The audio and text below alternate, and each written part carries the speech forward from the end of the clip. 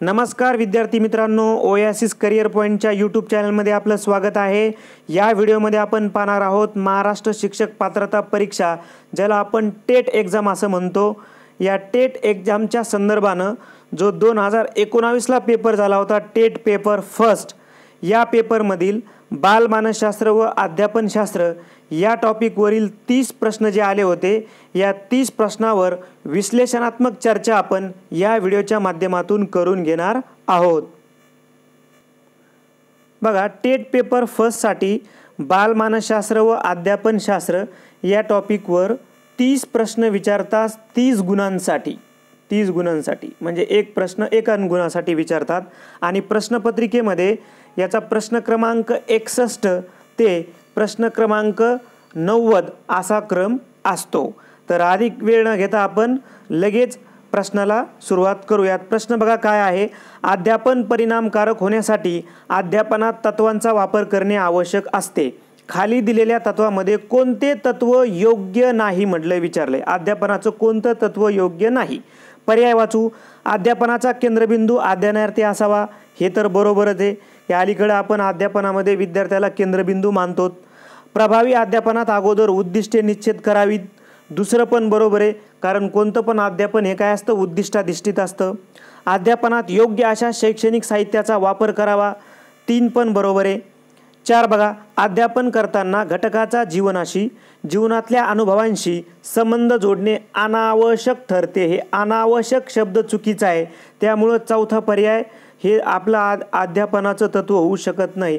हे आवश्यक पाहिजे होतं इथं, परंतु त्यांनी आपल्याला तत्व योग्य नाही विचारले, म्हणून चौथंच तत्व काय असणार आहे, योग्य नसणार आहे, म्हणून 4 आपलं उत्तर ठरतं। त्यानंतर पुढील प्रश्न बघा, खालीलपैकी कोणत्या प्रतिमानाचे उद्दिष्ट हे विद्यार्थ्याची वैशिष्ट्य व सुप्त शक्तीचा शोध घेऊन विकास करणे, त्याद्वारे सामाजिक वातावरण व एकूण पर्यावरणाशी सर्जनशील संबंध प्रस्थापित करण्यास मदत करणे हे आहे? पर्याय दिले आपल्याला, व्यक्तिगत विकास प्रतिमाने, ज्ञान प्रक्रियाकरण प्रतिमाने, वर्तन परिवर्तन प्रतिमाने, सामाजिक आंतरक्रिया प्रतिमाने।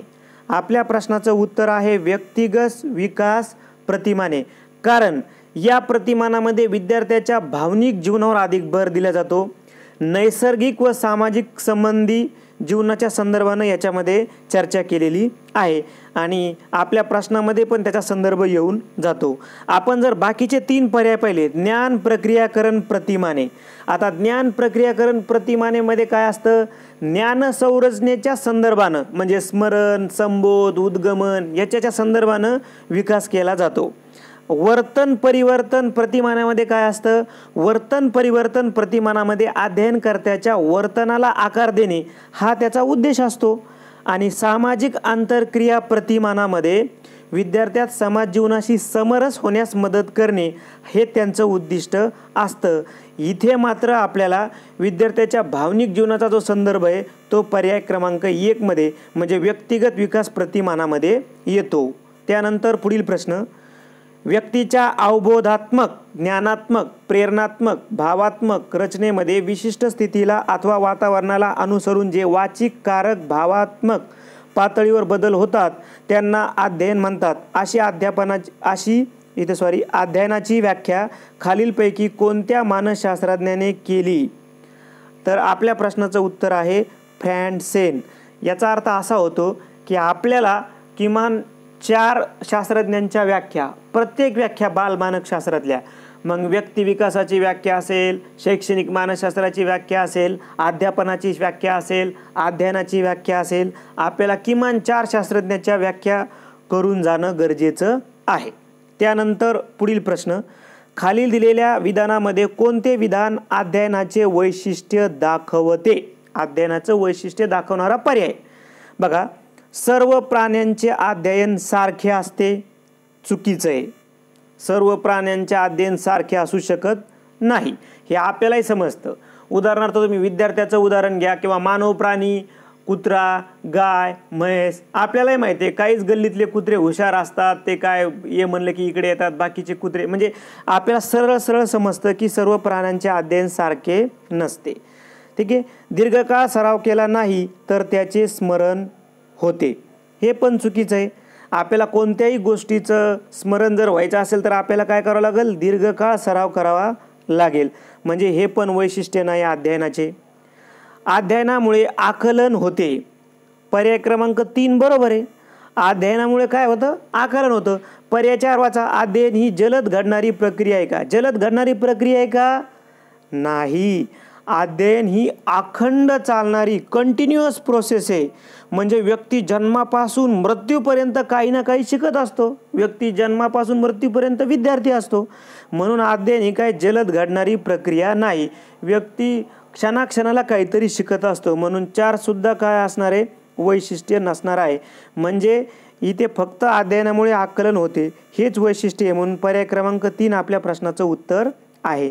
पुढील प्रश्न बघा, खाली दिलेल्या अध्ययनाविषयीच्या विधानामध्ये कोणते विधान अयोग्य आहे? कोणते विधान अयोग्य आहे? अयोग्य विधान आपल्याला निवडायचं आहे. बघा, TETची प्रश्नपत्रिका सोडवताना योग्य विचारलंय का अयोग्य, चूक विचारलंय का बरोबर विचारलं, हे खूप महत्त्वाचं आहे. अयोग्य विधान विचारले.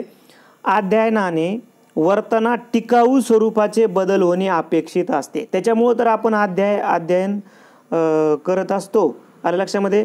म्हणजे हे योग्य आहे, जे आपल्या प्रश्नाचं उत्तर नाही, कारण आपल्याला विचारले अयोग्य. नैसर्गिकरित्या होणाऱ्या बदलांना देखील अध्ययन म्हणता येते. बघा, हाच पर्याय अयोग्य आहे. कारण आपल्याला माहिती आहे की अध्यापन ही नियोजित प्रोसेस आहे. म्हणजे learn and learning process is a formal. आलं लक्षामध्ये? आणि याच्यामध्ये गुणात्मक बदलाला महत्त्व आहे. आता नैसर्गिक बदल म्हणजे काय? उदाहरणार्थ एखादा विद्यार्थी शिकतोय, शाळेमध्ये काहीतरी अध्ययन करतोय आणि एखादा शिकत नाही, तरी तो 10 वर्षाचा होणार आहे. म्हणजे आता शारीरिक विकास हा काय झाला, एक नैसर्गिक प्रोसेस झाली. तुम्ही नाही म्हणजे शाळेत नाव जरी नाही टाकलं तरी तुमची मुलं मोठाली होणार, धष्टपुष्ट होणार, त्यांची उंची वाढणार. आलं लक्षामध्ये? म्हणजे नैसर्गिक बदल हे अध्ययन यायला म्हणता येत नाही. म्हणजे हेच अयोग्य आहे, जे आपल्या प्रश्नाचं उत्तर आहे. कारण तुम्ही जर पर्याय 3 बघितला, अध्ययन हे जाणीवपूर्वक घडून आणले जाते, बरोबर आहे. अनुभवातून संभवणाऱ्या वर्तनातील बदलास अध्ययन म्हणता येते, हे पण बरोबर आहे. चुकीचं काय आहे? पर्याय क्रमांक 2. त्यानंतर पुढील प्रश्न, मनावर दडपण घेऊन त्याचा अध्ययनावर प्रतिकूल परिणाम होण्याची शक्यता असते. म्हणून शिक्षकाने खालीलपैकी कोणती बाब टाकून अध्यापन करावे? म्हणजे कोणती बाब सोडून शिक्षकानं अध्यापन करायला पाहिजे? कठीण विषय सोपा करून सांगावा, हे तर बरोबरच आहे. ही बाब सोडायला जमणारच नाही. विद्यार्थ्यांना अपयश पचविण्यास शिकवावे, ही पण बाब सोडायला जमणार नाही अध्यापन करताना. विद्यार्थ्याच्या समस्या जाणून घ्याव्यात, हे पण गरजेचं आहे. विद्यार्थ्याशी जेवढ्यास तेवढे वागावे. आता म्हणजे काय, विद्यार्थ्याशी जेवढ्यापुरता तेवढाच संबंध ठेवणं अपेक्षित आहे. म्हणजे हीच बाब टाकून शिक्षकानं वागणं अपेक्षित आहे. म्हणजे 4 हेच आपलं करेक्ट उत्तर आहे. आलं लक्षामध्ये? कारण आपल्याला कसं समजून घ्यायचं हे बघा, विद्यार्थ्यापुरतं जेवढ्या पुढचं तेवढं जमणार नाही. आता आपण वरच काय म्हणायला लागलो की विद्यार्थ्यांच्या समस्या जाणून घ्याव्यात. मग विद्यार्थ्याच्या समस्या जाणून घ्याव्या तर शिक्षकाला मित्राप्रमाणे थोडंसं वागावं लागेल, विद्यार्थ्यासोबत जवळीकता निर्माण करायला. निव्वळ जेवढ्यापुरतं तेवढं जर वागलं तर तो अध्ययनाला अनुकूल होणारच नाही. आलं लक्षामध्ये? म्हणून पर्याय क्रमांक 4 हे टाकून द्यावं लागेल आपल्याला. त्यानंतर पुढील प्रश्न, डॉक्टर ब्लूम यांनी मांडलेल्या प्रभुत्व संपादन उपपत्तीविषयी खालीलपैकी कोणते विधान योग्य नाही? परत निगेटिव्ह क्वेश्चन्स आलेला आहे. योग्य नाही म्हणले डॉक्टर ब्लूमचं आपल्याला प्रभुत्व संपादन उपपत्ती थोडक्यात माहिती पाहिजे होती. आता प्रभुत्व संपादन उपपत्ती जी आहे तिचं मेन गाभा काय समजून घेऊ आपण, की ती मेन गाभा काय आहे? विद्यार्थ्यांना आवाक्यातील उद्दिष्टे द्यायची, त्यांना पुरेसा वेळ द्यायचा आणि पुरेशा सोयी उपलब्ध करून द्यायच्या. म्हणजे टाईम आणि फॅसिलिटी उपलब्ध करून द्यायच्या. त्यामुळे विद्यार्थी अध्ययनावर प्रभुत्व मिळवतो. म्हणजे विद्यार्थी मग लर्निंग प्रोसेसवर कमांड मिळवतो. हे आहे डॉक्टर ब्लूम यांच्या प्रभुत्व संपादन उपपत्तीचा सार. ठीक आहे. मग आता आपल्याला योग्य काय नाही हे आपण बघू. ठीक आहे. पुरेसा वेळ आणि पुरेशा सोयी द्या, विद्यार्थी अध्ययनावर प्रभुत्व मिळवतो. मग आता या संदर्भाने आपण पर्याय वाचू. प्रभुत्व अध्ययनाचा संबंध निकष संदर्भ मूल्यमापनाशी येतो. ठीक आहे, बरोबर आहे. प्रभुत्व अध्ययनात प्रत्येक अध्ययनार्थाच्या आवाक्यातील उद्दिष्टे ठरवले जाते, हे पण बरोबर आहे. हे उद्दिष्ट साध्य करण्यासाठी अध्ययनार्थाला किती वेळ लागला हे पाहिले जाते.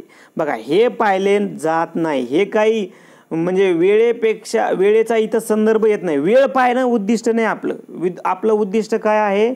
अध्ययनावर प्रभुत्व मिळवणं हेच प्रभुत्व संपादन उपपत्तीचं उद्दिष्ट आहे.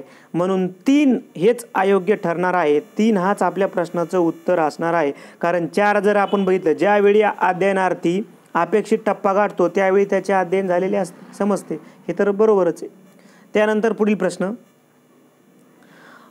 अर्भकामधील काही मूलभूत क्रिया व त्यांचे कार्य दिलेले आहेत. योग्य जोड्यांचा पर्याय कोणता? प्रतिक्षेप आणि कार्य, म्हणजे अर्भकाचे कार्य आणि त्याचं काय कार्य करतो तर ते आपल्याला जोडून दाखवायचं आहे. बघा, आता आपण काय करू जे सोपं आहे ते जरी तुम्हाला करेक्ट आलं. बघा, चकित होण्याची क्रिया करणे, इथं काय संदर्भ लागतो का? नाही. पोहण्याची क्रिया करणे, बर. मुळापासून डोके हलवणे, बर. आणि पाऊल टेकवणे. आता पाऊल टेकवण्याचा संदर्भ स्वावलंबनाशी लागतो, म्हणजे तो स्वावलंबी व्हायला बघतो की नाही, पाऊल टेकवणे. त्याच्यानंतर मुळापासून डोके हलवणे याचा संदर्भ अन्न सेवनाशी आहे. आणि पोहण्याची क्रिया याचा संदर्भ काय आहे?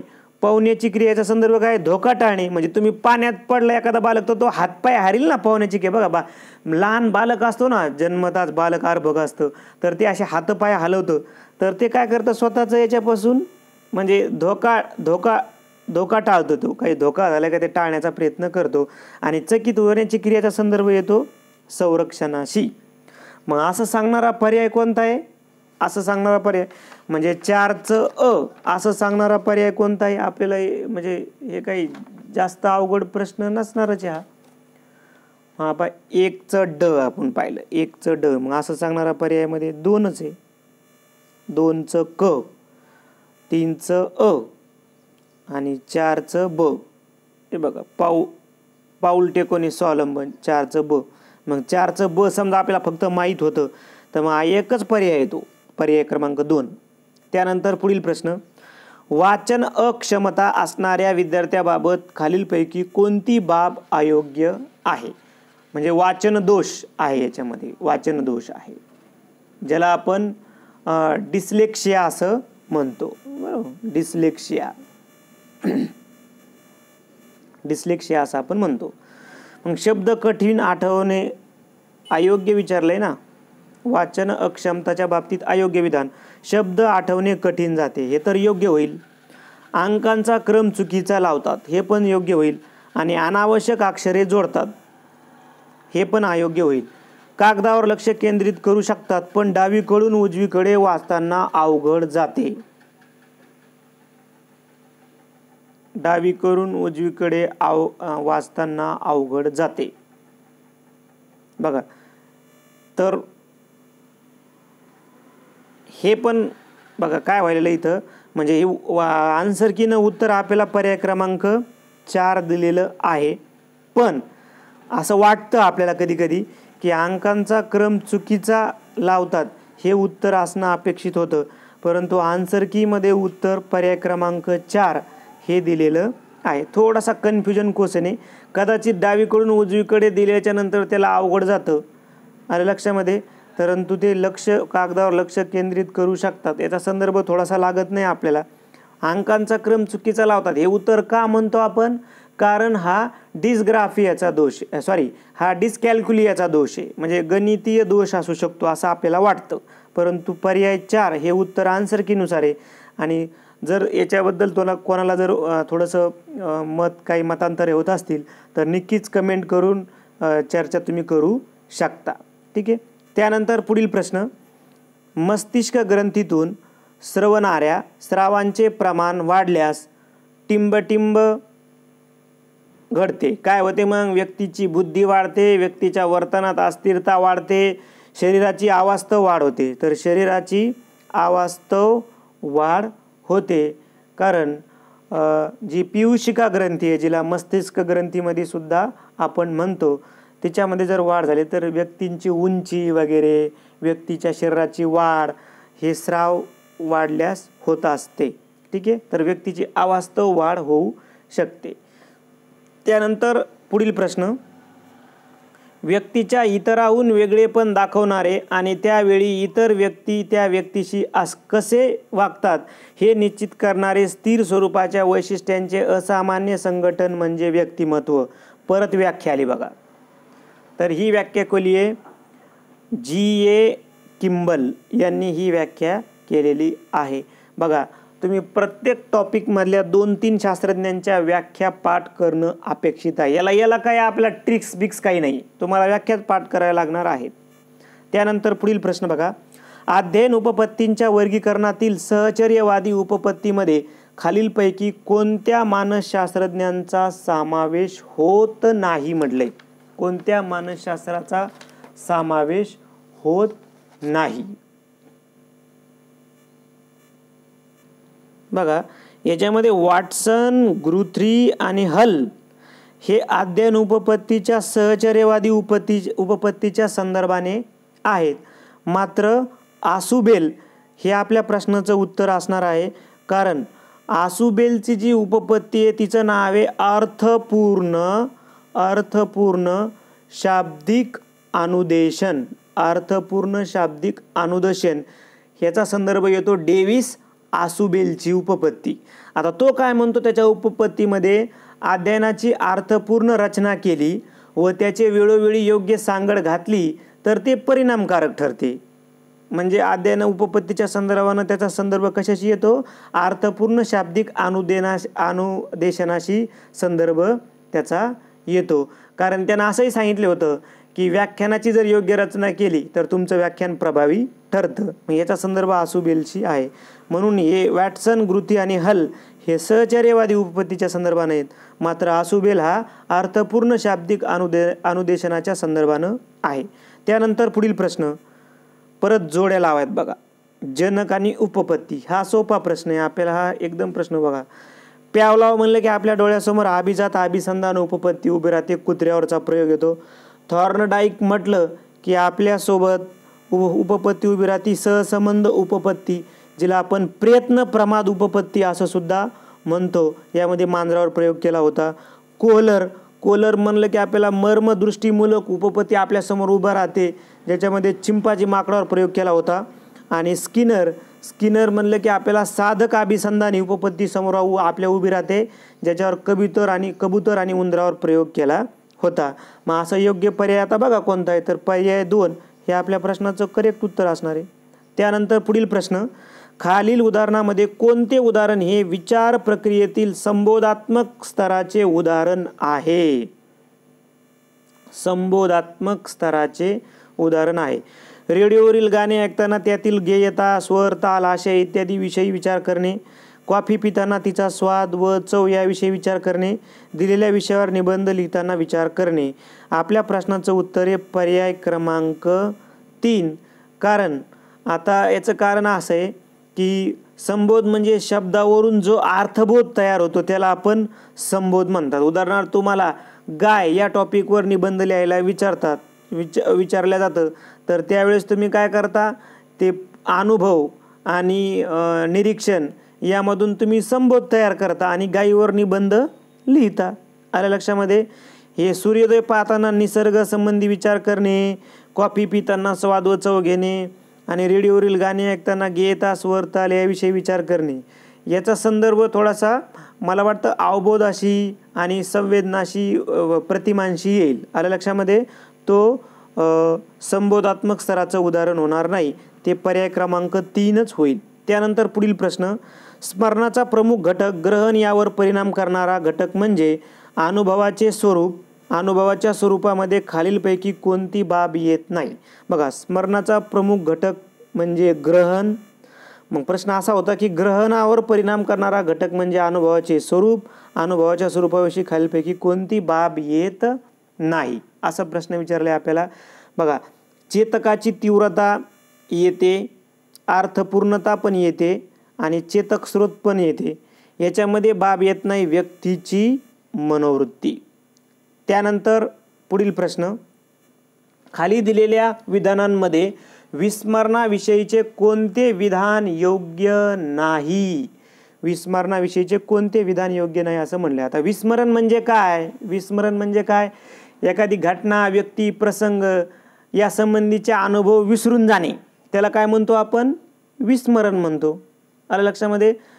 तर आपल्याला विचारले की खाली दिलेल्या विधानांमध्ये विस्मरणाविषयीचे कोणते विधान योग्य नाही?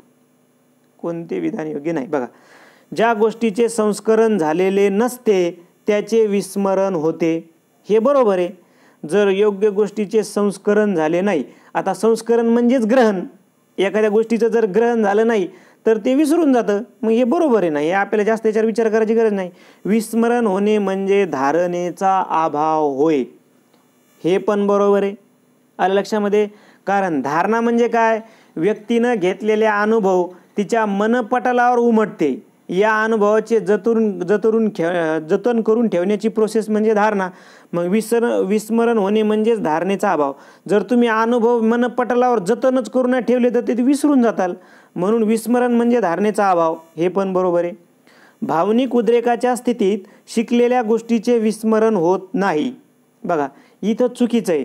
किती भावनिक उद्रेक होऊ द्या, काही दुःखद घटना असेल किंवा तुम्हाला शॉक लागणारी घटना असेल, तिचं जर तुम्ही दमन केलं तर विस्मरण होईल ना. तिचं जर तुम्ही दमन जर केलं तर विस्मरण होईल. म्हणून असं म्हणता येत ना की विस्मरण होणार नाही, तर त्याचं सुद्धा विस्मरण होतं. म्हणून 3 हेच चुकीचं आहे. ठीक आहे? कारण शारीरिक व मानसिक स्वास्थ्य चांगले नसताना शिकलेल्या गोष्टीची धारणा चांगली होत नाही आणि विस्मरण होते, तर हे तर बरोबरच आहे. इथं काय याच्यामध्ये जास्त चर्चा करण्याची गरज नाही. त्यानंतर पुढील प्रश्न, खालीलपैकी कोणती प्रेरणा ही मनोसामाजिक प्रेरणा नाही म्हटले? संपादन आहे, संलग्नन आहे, कुतूहल व शोधन पण आहे. उत्सर्जनाचा जो संदर्भ येतो तो उत्सर्जनाचा संबंध शारीरिक गरजाची, शारीरिक प्रेरणामध्ये ते येईल. ठीक आहे? त्यानंतर पुढील प्रश्न, बुद्धिगुण हे मज्जापेशी व मज्जातंतू यांच्या जोडणीवर अवलंबून असतात. जोडणीची गुंतागुंत जेवढी अधिक तेवढी बुद्धीची श्रेष्ठता अधिक, असे मत थॉर्नडाईकने बुद्धीच्या कोणत्या उपपत्तीत मांडले आहे? तर ते मांडलं आहे बुद्धिमत्तेचा बहुघटक उपपत्ती, जिला संख्यात्मक उपपत्तीला पर्यायी बहुघटक उपपत्ती असा सुद्धा तुम्ही शब्द लिहून घेऊ शकता. आता हे शक्तिवादी उपपत्ती कोणी मांडली जाता बघू आपण. विल्यम जेम्सनं मांडली. द्विघटक उपपत्ती स्पिअरमनची आहे, अनेक घटक उपपत्ती थर्स्टनची आहे. हे किमान लिहून तरी घ्या तुम्ही, जेणेकरून तुम्हाला थोडंसं समजेल. त्यानंतर पुढील प्रश्न,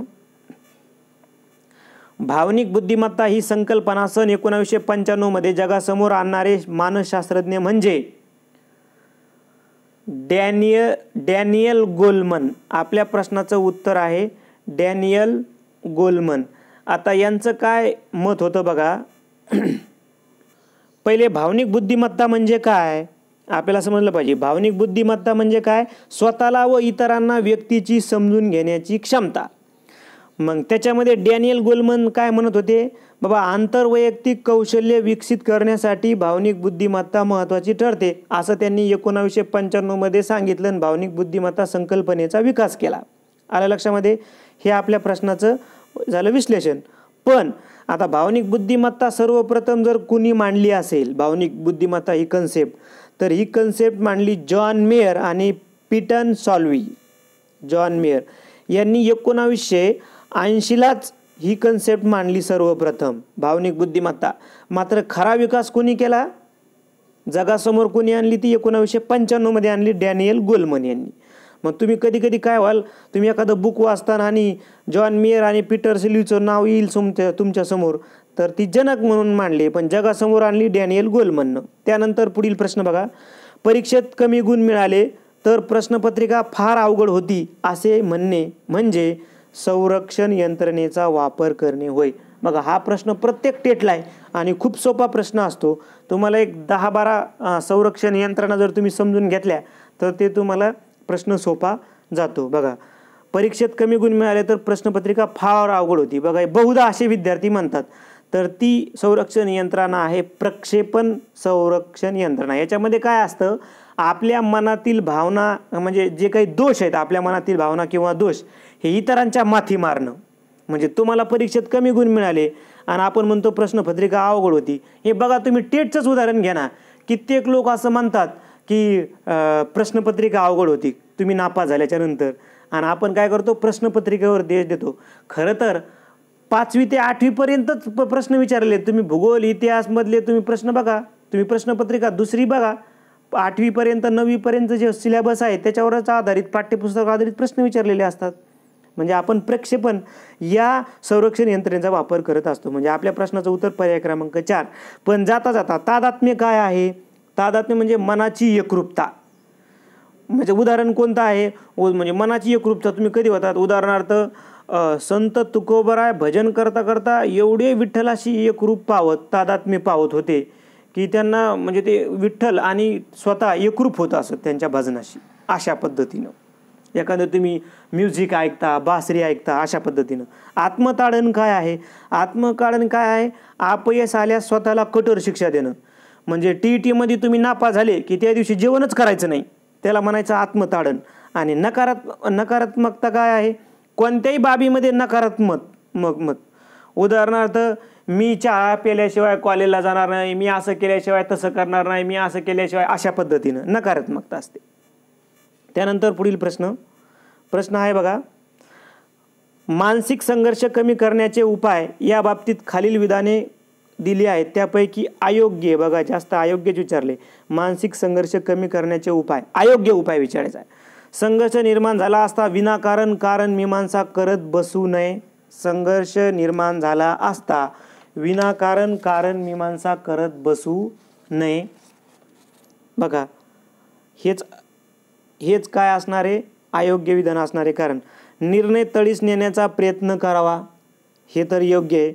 वगळलेल्या गोष्टीचा फार विचार करू नये, हे पण योग्य आहे. आणि अधिक अनुभवी व्यक्तीचा सल्ला घ्यावा, हे पण योग्य आहे. संघर्ष निर्माण झाला असता विनाकारण कारण मीमांसा करत बसू नये, कारण हेच अयोग्य आहे, हेच अयोग्य असणार आहे. त्यानंतर पुढील प्रश्न, अध्ययन संक्रमणात घटकामध्ये सामान्यीकरण होते, पण संक्रमण होण्यासाठी त्या विषयातील एखादी कृती सहेतुक ध्येयनिष्ठ उद्दिष्ट समोर ठेवून कराव्यास सांगितली तर ती अधिक परिणामकारक होते. ही सहेतुक ध्येयनिष्ठ अध्ययन संक्रमण उपपत्ती कोणत्या मानसशास्त्रज्ञाने मांडली? आपल्याला फक्त प्रश्न माहीत होता की सहेतुक ध्येयनिष्ठ अध्ययन संक्रमण उपपत्ती. हे जरी आपण म्हणजे तुम्ही उपपत्ती आणि शास्त्रज्ञ हे जरी पाठांतर केलं तर मला वाटतं तुम्ही सहज उत्तर काढू शकता. आपल्या प्रश्नाचं उत्तर आहे ही सहेतुक ध्येयनिष्ठ अध्ययन संक्रमण उपपत्ती आहे बँगलेची. याच्यामध्ये त्यानं काय सांगितलं होतं की विशिष्ट ध्येय ठेवून अध्ययन केले असता त्याचे लवकर आकलन होते. मग हेच तर आपल्या प्रश्नाचा सार आहे. आलं लक्षामध्ये? हेच तर आपल्या प्रश्नाचा सार आहे.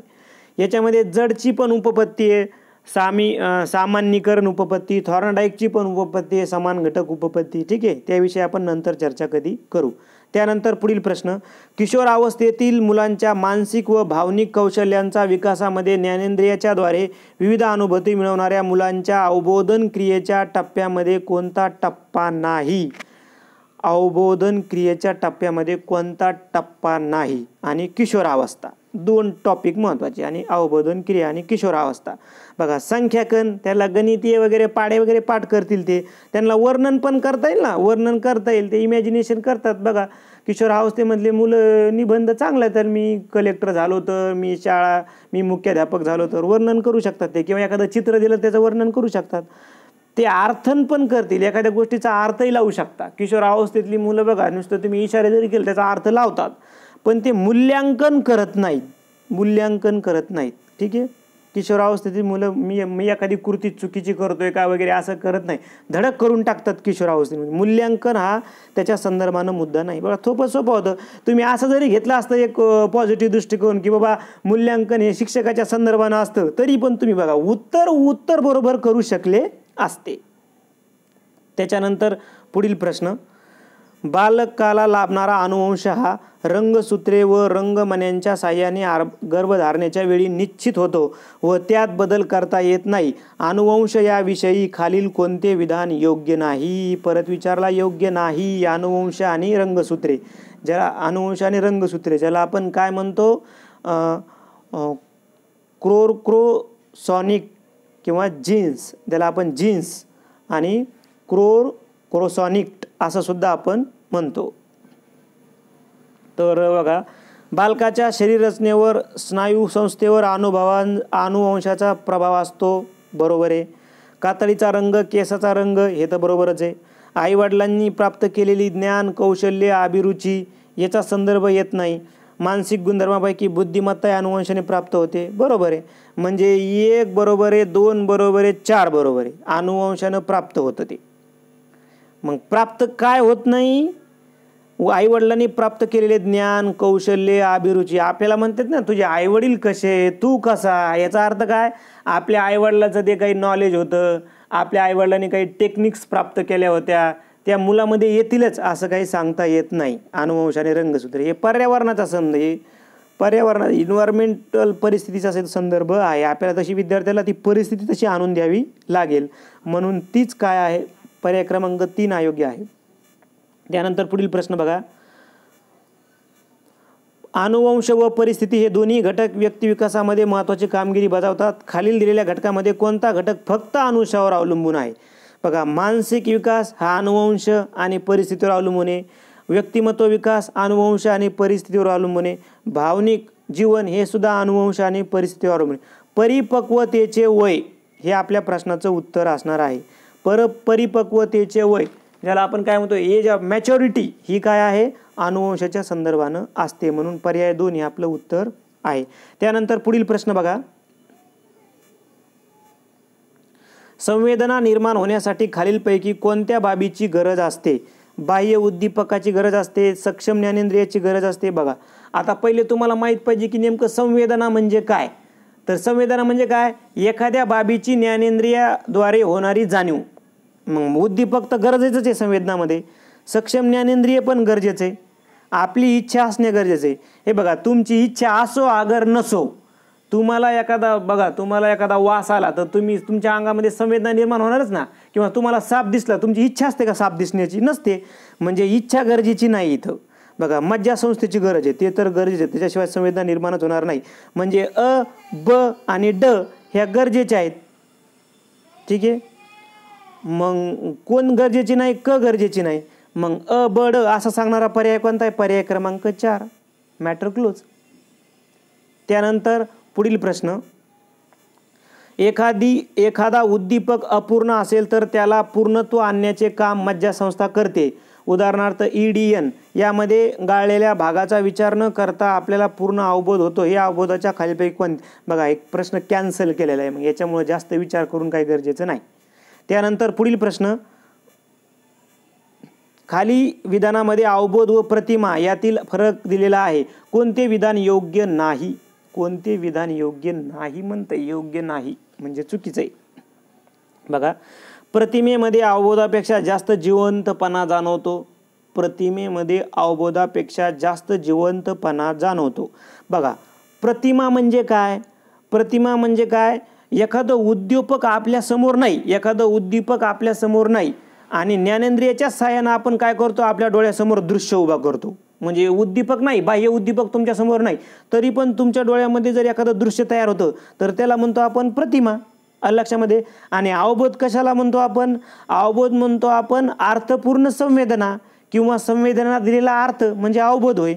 मग आता आपण समजून घेऊ, प्रतिमेमध्ये अवबोधापेक्षा जास्त जिवंतपणा जाणवेल का? नाही जाणवणार. कारण बघा काय, प्रतिमा ही अवबोधाची नक्कल होऊ शकते.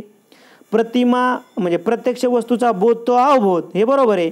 आणि पूर्वीच्या अनुभवाचे पुनर्जीवन, आपण म्हणतो ना, उद्दीपक नसताना आपण विचार करतो, दृश्य उभा करतो. म्हणजे 3 पण बरोबर आहे आणि 4 पण बरोबर आहे. अवबोध तुटक असत नाही, प्रतिमेत तुटकपणा जाणवतो. म्हणजे 1, 3, 2, 3, 4 बरोबर आहे. योग्यच काय नाही, प्रतिमेपेक्षा अवबोध जास्त जिवंतपणा असू शकत, म्हणजे प्रतिमेमध्ये अवबोधापेक्षा जास्त जिवंतपणा असू शकत नाही. कारण अवबोध त्याच्या पुढचा टप्पा आहे. कारण अवबोध हे संवेदना निर्माण होते, संवेदनाचा अर्थ अवबोधामध्ये येतो. त्यानंतर पुढील प्रश्न. प्रतिमा सृष्टीतील निवडक प्रतिमांच्या आधारे एक आगळेवेगळे मानसिक चित्र तयार करणाऱ्या प्रक्रियेला काय म्हणतात? तर त्या प्रक्रियेला म्हणतात कल्पना. कल्पना असं म्हणलं जातं. कारण संवेदना आपल्याला माहिती आहे, एखादी बाबीची ज्ञानेंद्रियाद्वारे होणारी जाणीव संवेदना म्हणतात. भावना पण आपल्याला माहिती आहे, शरीर व मनाची प्रक्षुब्ध उत्तेजित अवस्था म्हणजे भावना. आणि प्रेरणा पण आपल्याला माहिती आहे, वर्तनाला दिशा देणे म्हणजे प्रेरणा. इथे आपल्या प्रश्नाचं उत्तर कल्पना. त्यानंतर पुढील प्रश्न, समस्येचे विश्लेषण करून ती सोडवण्याची योजना तयार करणे म्हणजे विचार प्रक्रिया होय. विचार प्रक्रियेखालील दिलेली कोणती विधाने सत्य आहेत? विचार प्रक्रियेच्या संदर्भानं सत्य विधानं आपल्याला निवडायची आहेत. ठीक आहे. शब्द, प्रतिमा, कल्पना, संकल्पना, विचारांची प्रतीके आहेत. बरोबर आहे. याच्यामध्ये अजून संवेदना, तर्क यांचा सुद्धा समावेश होतो. लहान मुले प्रतीकाद्वारे विचार करू शकतात. लहान मुले प्रतीकांद्वारे विचार करू शकत नाही म्हणजे ब चुकीचं आहे. कारक कौशल्याच्या आधारे मुले विचार करू शकत नाही विचार करू शकतात म्हणजे क पण चुकीचं आहे. पुष्कळ वेळा आपण तर्काने विचार करतो, ड बरोबर आहे. ब आणि क चुकीचं आहे. मग आपल्याला काय विचारलंय? सत्य विचारलेत ना. मग सत्य काय आहे? अ आणि ड. म्हणून पर्याय क्रमांक 4 हे आपल्या प्रश्नाचं उत्तर असणार आहे. बघा वेळ भरपूर जातो कारण आपण हे विश्लेषण करत आहोत. हे विश्लेषण केल्यामुळे तुम्हाला अजून खूप मोठा फायदा होणार आहे. असं आपण प्रत्येक टॉपिकचं विश्लेषण करणारेच व्हिडिओ बनवणार आहोत. म्हणजे मराठी व्याकरण, इंग्रजी व्याकरण, त्याचबरोबर सोशल सायन्स असो किंवा पेपर 2चे पण टॉपिकवर आपण व्हिडिओ बनवणार आहोत. त्याचबरोबर तुम्ही TETच्या सरावासाठी महाटेट एक्झाम नावाचं टेलिग्राम चॅनल आहे. तिथं तुम्हाला पोल क्वेश्चन्स देतात. आम्ही दररोज 10-12 क्वेश्चन्स देतो. ते सुद्धा तुम्हाला प्रॅक्टिस देणारे असू शकतात. त्याचबरोबर तुम्ही ओएसिस करिअर पॉईंटच्या प्लेलिस्टमध्ये जाऊन टेट एक्झाम या प्लेलिस्टमध्ये क्लिक करा. जिथे तुम्हाला खूप मोठे टेट एक्झामचे व्हिडिओ पाहायला मिळणार आहेत, जे तुम्हाला येणाऱ्या टेट एक्झामसाठी अत्यंत उपयुक्त ठरणार आहेत. व्हिडिओ आवडला तर लाईक करा, आपल्या मित्रांना शेअर करा. त्याचबरोबर ओएसिस करिअर पॉईंटचं यूट्यूब चॅनल सबस्क्राईब करा. धन्यवाद.